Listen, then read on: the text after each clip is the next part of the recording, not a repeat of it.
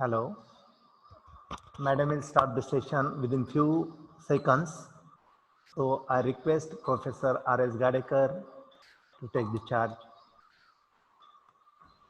Over to Gadekar, Madam. Please, Madam. Hello students, myself Professor R.S. Gadekar from TSSM Devarabai Sawant College of Engineering and Research welcome you all for today's session. I hope every one of you must have watched my video titled Introduction to Electronics, which is the prerequisite for today's session. Okay, today we will study about the introduction to basic electronic components. Let's start with the session. What is electronics? Electronics is basically a branch of science and engineering that deals with the study of flow of electric current in various electronic devices. Now, students, you might think, what is electric current or how actually the electrons flow? By looking at the slide, you can see the electrons itself are negatively charged and they flow from negative to the positive end of the battery. So dear friends, flow of electrons is nothing but flow of current. Now, electronics play a major role in day-to-day life. There are various applications of electronics in household and industrial applications.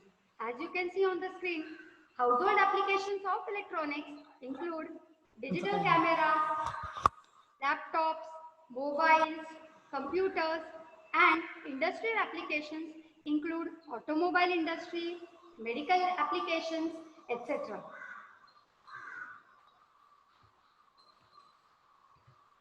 Okay, dear students, now let's have an overview of the course contents. Okay, students? Eco होता है असं मुलांचं म्हणणं आहे. Eco.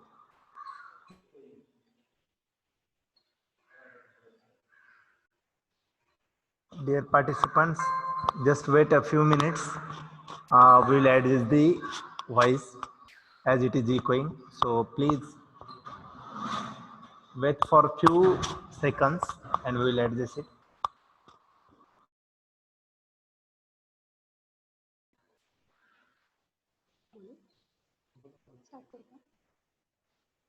Hello, dear students. Now let's have an overview of the course contents.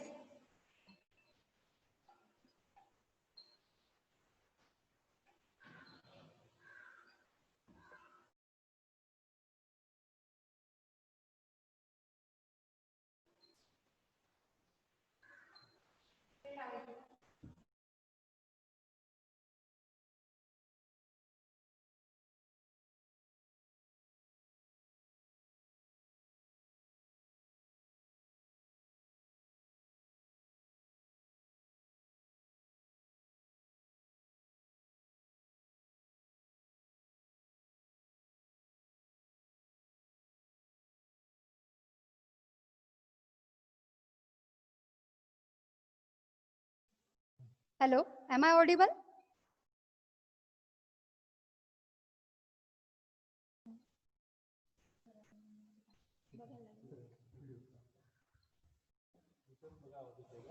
Hello, dear participants, am I audible?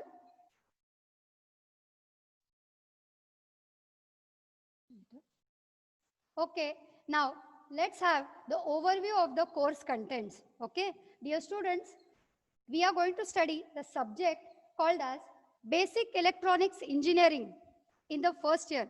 This is one of the compulsory subjects that you have to study in the first year. This subject consists of 100 marks theory paper.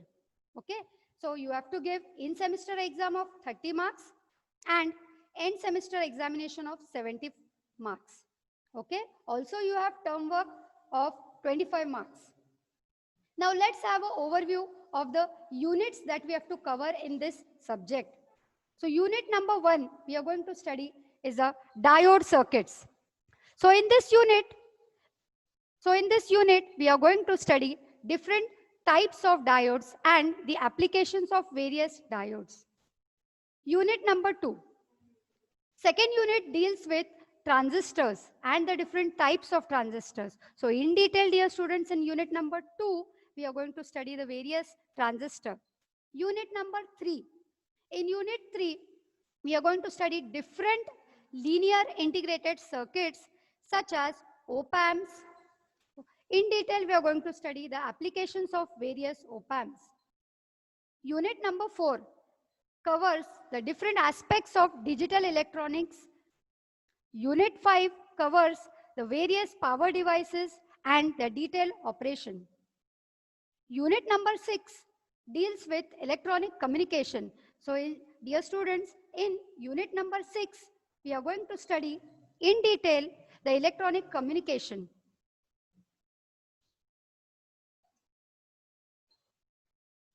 Now, students, let's see which basic devices are used in electronics industry. Okay, so most commonly used devices in the electronic industry are, as you can see on the screen, first is the CRO.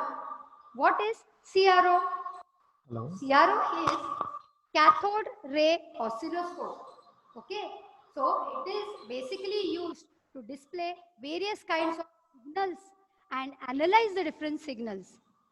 Second is power supply. So power supply is basically used to generate voltage and current signals. Next is signal generator. So signal generator, as you can see on the screen, it is used to generate different signals as per our application. Now, dear students, let's understand how electronics evolved.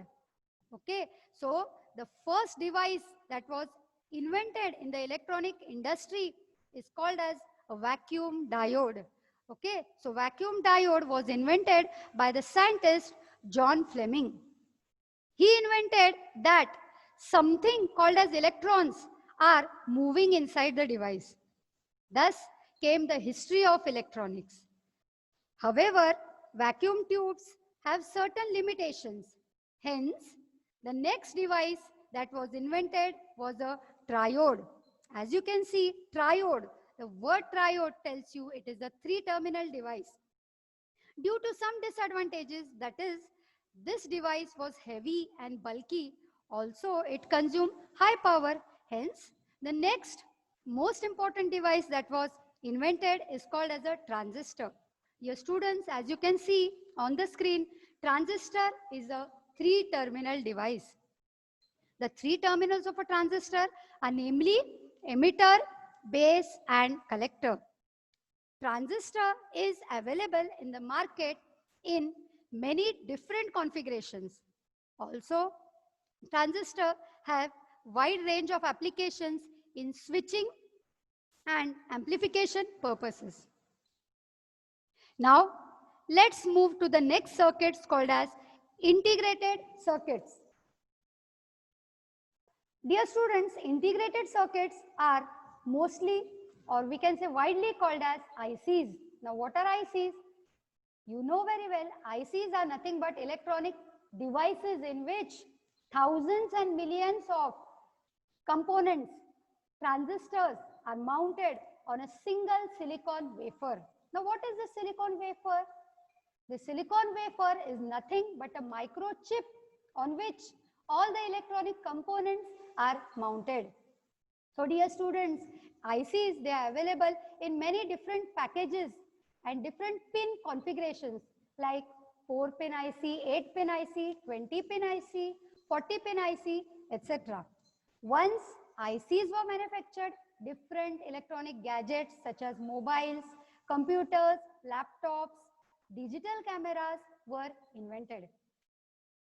Now, dear students, let's have an overview at the basic components of electronics. The first component is a resistor.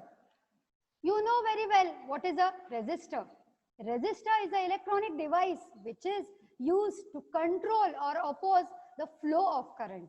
Yes, that means resistor is used to oppose the flow of the current and thereby it protects your circuit. Now, in the market, many different types of resistors are available. Like the resistors are broadly classified into 2 categories. fixed resistors and variable resistors. In fixed resistors, you can't change the value of the resistance. Whereas in case of variable resistors, we can change the value of the resistance as per our convenience. So as you can see, number of resistors are available in the market. Next, you might think how to find the value of the resistance. I think, dear students, in your 12th standard, you might have studied the color code technique to find the value of the resistance. So this screen shows you how to find the value of the resistance. Basically, resistors contain 4 band, 5 band or 6 band. So depending upon the coding for the respective band, we can find the value of the fixed resistance. Now, dear students, we come to the next important device in the electronic industry, that is a capacitor. Now, what is a capacitor?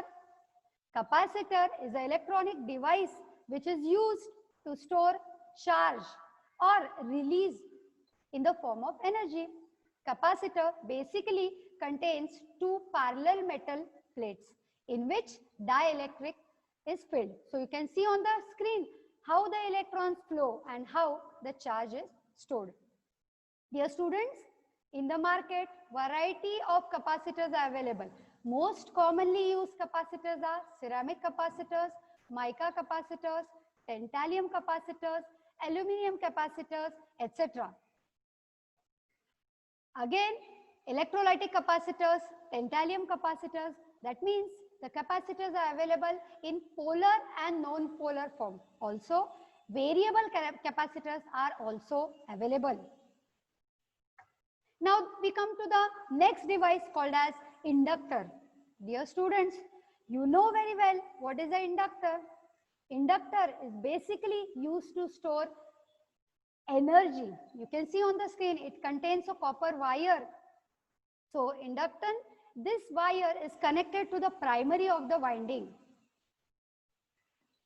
In the market, number of inductors are available in various configurations and packages, as you can see.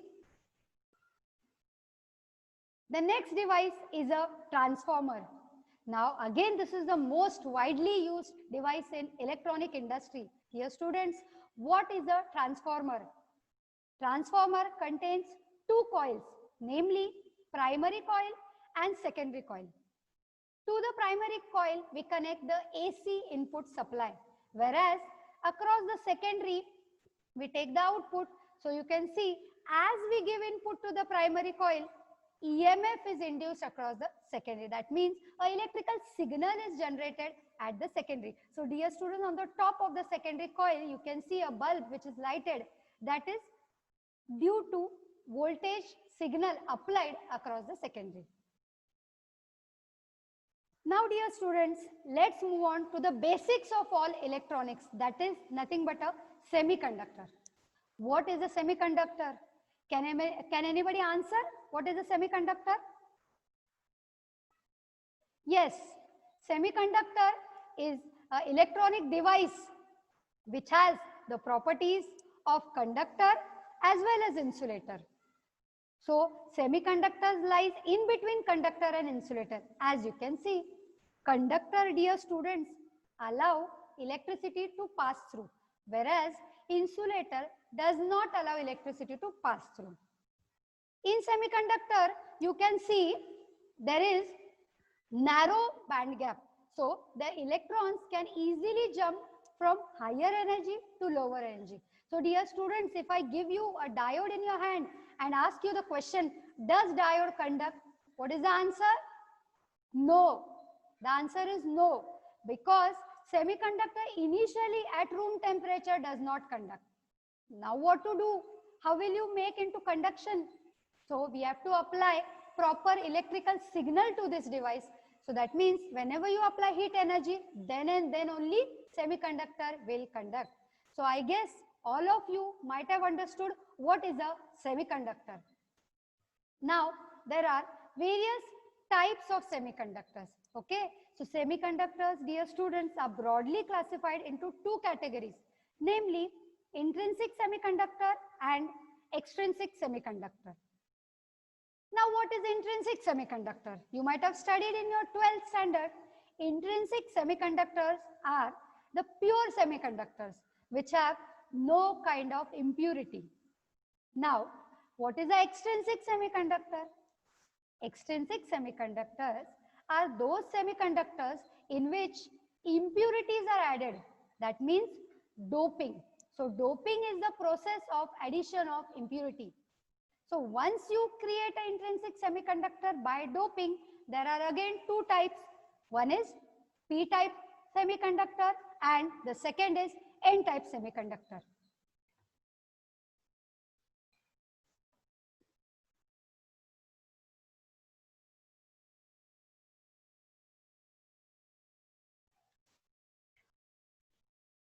Okay, dear students, you might have understood now what is a semiconductor and what are the types of semiconductor. So, intrinsic semiconductor is available in the purest form, whereas extrinsic semiconductor is basically an impure semiconductor. So, I have shown you an example on the screen of a extrinsic semiconductor. So, this is an example of a n-type of semiconductor.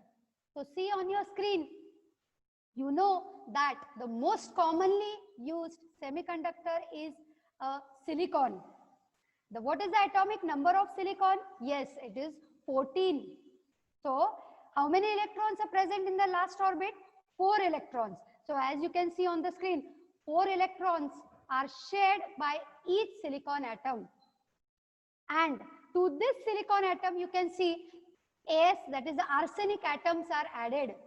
So this arsenic atom is nothing but the impurity which is added to the extrinsic semiconductor.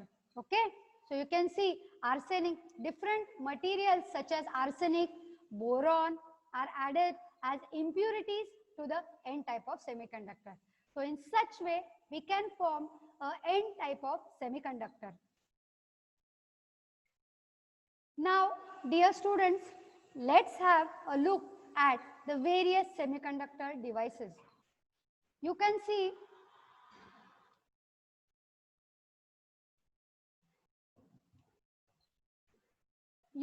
on the screen various semiconductor devices such as op-amp, ICs, transistors, resistors, capacitors, diodes. So dear students, these are the most widely used semiconductors in the electronic industry.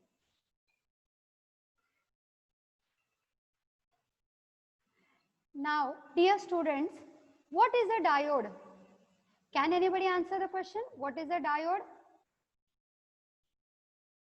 Yes, diode is a two-terminal device. The word diode, di tells you it has two terminals, namely anode and cathode, as you can see on the screen. Now, how to identify this cathode? The silver color ring or the black color ring indicates cathode. Okay, so diode is one of the most commonly used electronic device. Now let's understand actually what is there inside a diode. Dear students, now you can see on the screen an unbiased diode. What is an unbiased diode? It is basically combination of P region and N region together. So in the screen you can see P region contains majority holes, whereas minority electrons. N region contains majority electrons, minority holes. So dear students, you can see the electrons and holes, they are moving. They are not stationary. So the electrons and holes, they move from one region to the another. So once this process happens, this process is called as diffusion. So diffusion is the process of transfer of electrons and holes from one end to the another. Once this process stops, now ions are formed at the junction. As you can see on the screen, once these ions are formed, no electron or hole can transfer further. So this is the situation of an unbiased diode.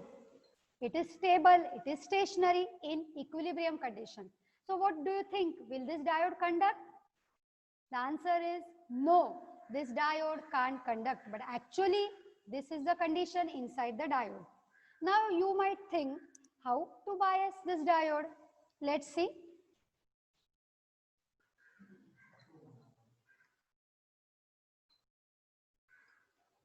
Let's see how to bias this diode. So dear students, you can see on the screen, this is the biasing technique. How many different types of biasing are available? Most commonly types of biasing of a diode are forward biasing and reverse biasing. As you can see on the screen, I have shown you the concept of forward biasing. In forward biasing, we connect anode to the positive of the battery and cathode to the negative of the battery. What happens? As we increase the power supply, as the temperature increases, the electrons, they get excited. They jump from one region to the another and they travel towards the battery. Okay, so in case of forward biasing, electrons are flowing. That means, students, current is flowing. So you might have understood that in case of forward biasing, current flows. So actually, we can say that forward bias diode is acting as a closed switch. Let's move on to the next device, which is a reverse bias diode. So this screen shows you the concept of reverse biasing. As you can see on the screen, in case of reverse biasing, the depletion region, the white color portion, is becoming more and more wide. So in case of reverse biasing, what happens? We connect anode to the negative of the battery and cathode to the positive of the battery. Because of this, the electrons and holes, they move away from the junction. No electron or hole crosses the junction. Yes. Now, if no electron or hole crosses the junction, how electrons will flow? Yes. That means the electrons are not flowing in case of a reverse bias diode. So, if electrons are not flowing, that means current is not flowing. So, dear students, reverse bias diode is as good as an open switch. I hope you have understood the concept of forward and reverse biasing. Let's move on to the next type of diodes. In the market, variety of diodes are available as per the application, such as LEDs, laser diodes, pin diodes, photodiodes, Schottky diodes, varactor diodes, Zener diodes, etc. Now let's see the most popular device, most common diode, that is LED. Yes, what is the full form of LED? Light emitting diode. You can see on the screen, different color light LEDs are available. Now you might think how this color comes. Okay, so to construct a LED, different type of semiconductor materials are used. So the color of the light of LED depends on the type of semiconductor material used. So let's look at the construction of LED. You can see it is nothing but a normal PN junction diode. Only thing, it is a special diode that it emits light. Let's see how light emits. You can see here light is emitting from all the directions, which is nothing but the active region. Okay, to get more clear about LED, this slide shows you the actual principle of emission of light. See here, something green color particles are moving outside. Yes, the upper region is the conduction band, the lower region is the valence band. The electrons are jumping from conduction band to the valence band. That is, whenever the electron jumps from higher energy to the lower energy, the excess energy that it has, it releases in the form of light. So the green color is nothing but the emission of light. I hope you have got the actual principle of working of LED. Let's move on to the next diode. Before that, we'll see the applications of LED. So LEDs are available in the market in number of applications such as indicators, flashlights, displays, traffic signals, etc. So the most widely used device here is a LED. Let's move on to the next widely used diode in electronic industry, that is Zener diode. Mostly it is called as Zener. As you can see here, it has again two terminals, namely anode and cathode. What is the difference between a Zener and LED? LED is forward biased, Zener is mostly reverse biased. Look at the characteristics of Zener. Just look at the lower half.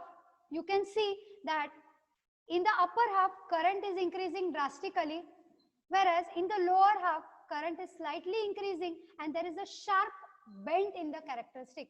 Look at that point, knee point. So that point called as knee point, we get a specific voltage called as Zener voltage. That voltage is fixed. From that voltage, the current starts increasing drastically in the device. So, dear students, Zener has a special property that it gives you constant output voltage in case of reverse biasing. So now you might think, what is the application of Zener? Yes, Zener diode is basically used as a regulator. It is used for regulation. What regulator does? In case of regulator, we want to maintain constant output voltage in spite of changes happening in the input. You can see here, Zener has a property that it is giving you constant output. Hence, we can use Zener as a regulator. I hope you got the working of Zener diode. Now let's move to the third important device in electronic industry, that is a photodiode. As you can see on the screen, again, photodiode is mostly reverse bias. Look at the right diagram. Light energy falls on the photodiode. Photo means photons. Whenever light energy, that is photons, fall on the photodiode, what happens? Electron and holes, they recombine. And electron-hole pairs are formed. And then the current starts flowing. So, photodiode basically operates in dark condition whenever there is no light. And whatever the current flows, it is called as dark current. Okay. Now let's see the applications of photodiode. Dear students, photodiodes are used as photodetectors, photosensors, various consumer electronics, etc.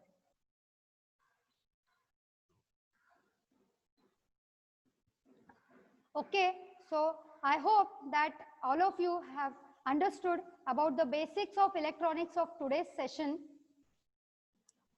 If you have any doubts related to this, you can put on the chat box or you can ask me.